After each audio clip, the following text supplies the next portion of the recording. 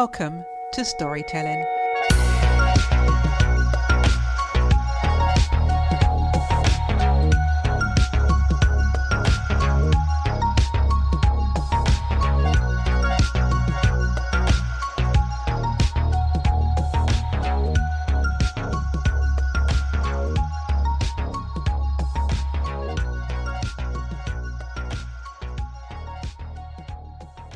This week's guest is someone who has gone through an unimaginable ordeal. He was one of the courageous members of the Citgo Six, a group of Americans who were unjustly detained and held captive in Venezuela for a staggering 1,775 days from the 21st of November 2017 to the 1st of October 2022. He was wrongfully imprisoned simply because he is an American. Prior to being taken hostage by the Venezuelan regime, he dedicated 35 years of his life to serving as an oil company executive, including a prominent role as the CEO of Citgo Petroleum. Despite the challenges he faced during his captivity, he emerged stronger and more determined. Since his release, he has focused on rebuilding his life and reconnecting with his family. In addition, he has been working on his memoir, recounting the harrowing experiences he endured. Moreover, he has become a passionate advocate for other Americans who are wrongfully detained as hostages abroad. Using his voice, he aims to bring about change in US policies concerning hostages and those who are unjustly held. Our guest draws upon his extensive international experiences as a point of reference to inspire others in making positive life changes in the world. His unwavering motto is to never give up and never lose faith. It is a great pleasure that we welcome Jose Pereira. Hello, Jose, and welcome to the podcast. How are you? Thanks for having me. Jose, you went on a business trip to Venezuela in 2017, and that experience changed your life. Can you explain what happened? Yes. Thank you for having me. I'm honored to be here, and thank you for the audience hearing me. I was a regular guy, had a successful career. I'm a husband. I have a family, and I did a successful career during 35 years in the oil and gas, and I became the CEO of a multinational, and for me it was a regular day. I was called to a last-minute meeting in Caracas, and we were there, and that really changed my life because the meeting became to be a setup. We were put in jail, and for us became a kind of a horror show because we went through a lot of things. One of the most famous dungeons that there is there called the Diesim, and we were in a 3-story behind basement without no windows, no running water, almost starving to death. So it was really a very, very dramatic thing we went through at that point. What was going through your mind at the time when suddenly there were armored guards and they were taking you away? What were your thought processes? In the first moment, you think that this is not happened to you, that this is a mistake. And I truly believe that it was a mistake. And we said, no, this is going to be clarified. There is something wrong here.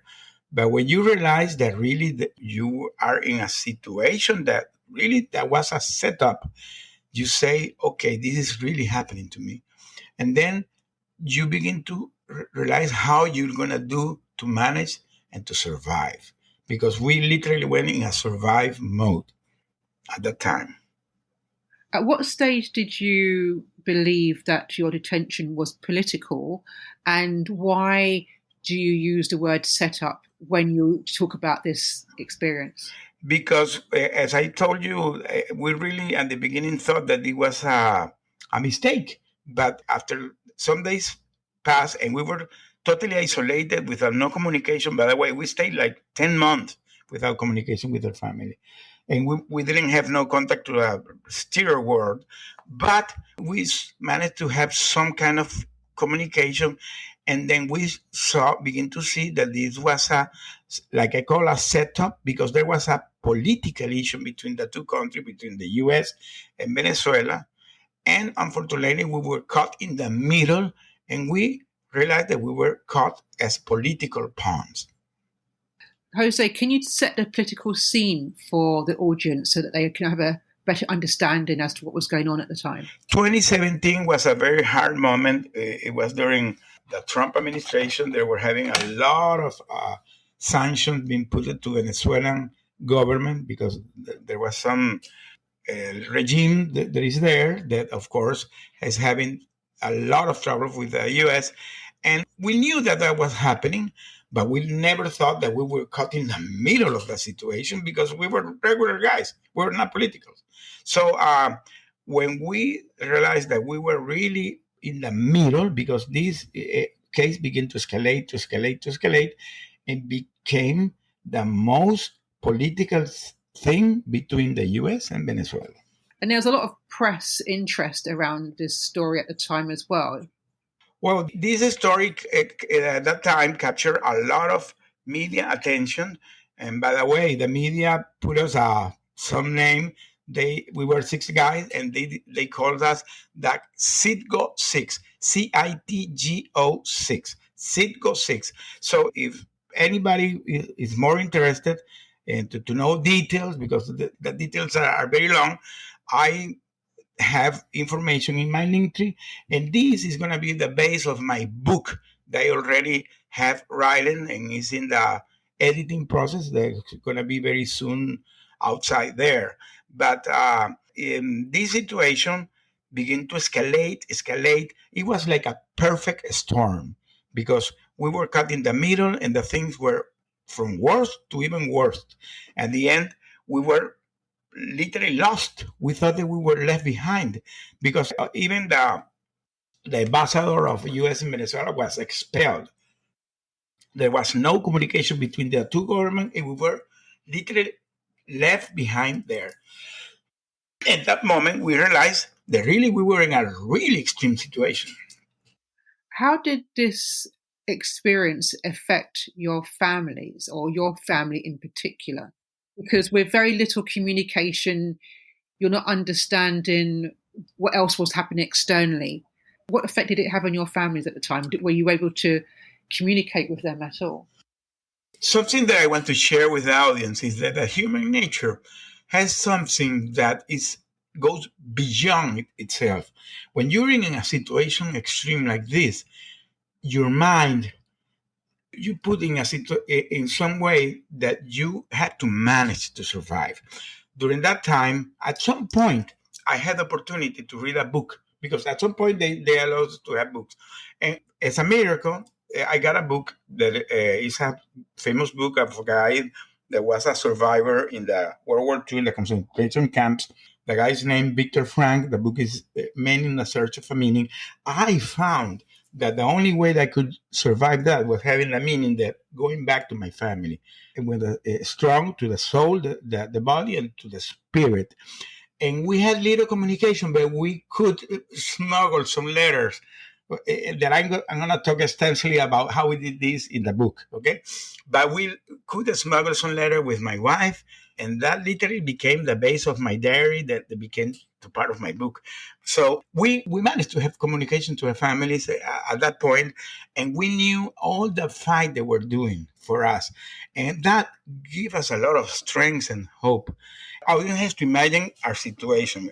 Please close your eyes and think about living in a 100 square foot closet, 6 guys during 5 years, without no running water, without no windows, without no fresh air, no air conditioner. And that was our situation. You can get really insane, but we didn't do it. We decided to, because we were guys with a structured mind, and we decided to manage it and begin to see a lot of spirituality behind that, because we begin to read the Bible, we begin to pray, we managed to do exercise there, we managed to read, we managed to write and smuggle letters. So all these things we did one day at a time. 1 day, 1 week, 1 month, 1 year, and we went 1,775 days, literally 5 years, and we came back. We came back in a prisoner swap in October 2022. everybody can go to the media, and because it was even announced by Biden by the time. We received a phone call from him in the moment where we were heading to the US. And we came back, and we came back stronger because we really, really believe that we need to be strong for our family. So for us, that was our experience we had there. So, Jose, you spoke about maintaining that hope and being strong for your families, but what kept you strong in the face of so much adversity at the time? I have been a guy, first of all my life, very positive, very positive. And at some point, we managed to stay calm and focused in our situation. So, as I explained, we begin to do things one day at a time, but we found a lot of solace. I'm a Christian guy and I believe in God. I respect if anybody believes in a higher power or a universe, but in my case, I believe in God. So I truly begin to see signs of God behind what was going on us. And it gave us a lot of hope, a lot of strength. And that put us in a situation that we could not get breaking. So when we came back, we came so strong with this that now I want to share this message to the people, because one of the things that I found is that even our case is unique, because the Citgo case is a unique case, but the hostage situation is not unique. I learned during this time and staying in jail. By the way, there's a famous case in the UK. There's this lady, Nazanin Zaghari Ratcliffe, that she was hostage in Iran. We saw that case when I was in jail, and that empowered me. That gave me a lot of hope. And when I began to hear what she was saying, I saw an interview she did to the BBC. When I began to hear what she was saying, and when I came back and began to hear what other former hostages were saying, I understood that this is a pattern. This is something is going, and of course has to be stopped, because it's giving a lot of struggle to the family. This is literally like putting a bomb in the middle of your family. So now that I came back, I began to have contact with the other hostage families and other former hostages. We have becoming this something big, this movement of family. Now there is a family campaign called the Bring Our Family Home campaign. Was launched 1 year ago with all these families, the former hostages, in a lot of countries, because this is something that people are not aware. I'm surprised that when you talk about this, people are not aware about the situation. This is something that's wrong, but it's happening repeatedly in many countries. China is doing it, Russia is doing it, Iran is doing it, Syria is doing it, Afghanistan is doing it, Myanmar is doing it, Venezuela and Cuba are doing it, because this regime, they exchange techniques. It's like a copy paste. So now I'm advocating for all this family and the people that are left behind. I think it's so important that you mentioned the other families and other people who experience similar situations to yourself, and that the fact that you are supporting each other and advocates for others who may be in that same situation. Can you explain to us just that process that you went through mentally, physically, in that knowledge that you were going to be released? What did that mean to you? What was that thought process behind that? Did you actually believe it was going to happen? Well, in the beginning, as I told you, we thought that we were left behind. But at some point in this new administration, because there is a law now here in the US called the Levinson Act that protects the wrongfully detained. We were classified as wrongfully detained, and that makes you that you become like a priority to the US government to get released. So they have an office called the Special Presidential Office for Hostages Affairs. PIHA is the name. And the ambassador that leader that office is Ambassador Roger Carson. So he began to do some quiet travels to Venezuela. He met like 3 times with us. That was in 2021. So when we begin to see him going there and having this quiet talking, we got the hope that we really were going to get released. I can tell you, in my mindset in that moment, I truly believed that we were coming back. So it took 1 year after he's traveled to Venezuela, but in October 2022, one day they woke us up and boom, we were headed to a Caribbean island called San Vicente, and they in that Caribbean island they did a prisoner swap with two Venezuelan guys that were here in jail in the U.S. and they were nephews of the guy of the regime in Venezuela, and we were swapped like a movie. So when I came back and I began to talk with this family as hostages, I realized that my message was giving them a lot of hope. I realized that this was a strong message that how with a lot of resilience we managed to survive. So because I'm a plan guy, I'm a guy that all my life was a strategic planning guy with a strategic mindset. I began to make a thought process how we managed to survive, and we decided to begin to talk this. Now I'm talking about this. I have a LinkedIn account that I will invite the audience to go there because I'm having a newsletter every week where I'm talking about how we manage this because we created a program. I put it a name the name is Life Pills for a Surviving Guide, LPSG, and I'm talking on that on the program. I invited people to see my program. I have some 5 episodes that I already posted there where I'm talking this because I truly believe that under our circumstance, under any adversity, you can help others. Today, I'm truly confident that under any adversity, you can using our techniques that we use there because we are proof of concept that it works. You can survive any adversity. And that adversity can be any adversity. I'm talking about any. Can you imagine having a marriage problem? Can you imagine having some problem with your kids, some trauma of childhood, some addiction, some financial struggle, any problem, some health issue, anything that you have in your life? Sometimes you think that you will never survive it, but it is not true. You can overcome anything in the life, anything. And not only overcome it, you can succeed and be successful. And that's what I'm trying to tell the people right now, because it's kind of a mission I have in life right now, because I got through a lot of spirituality after this. The first thing I did when I came back was going to church.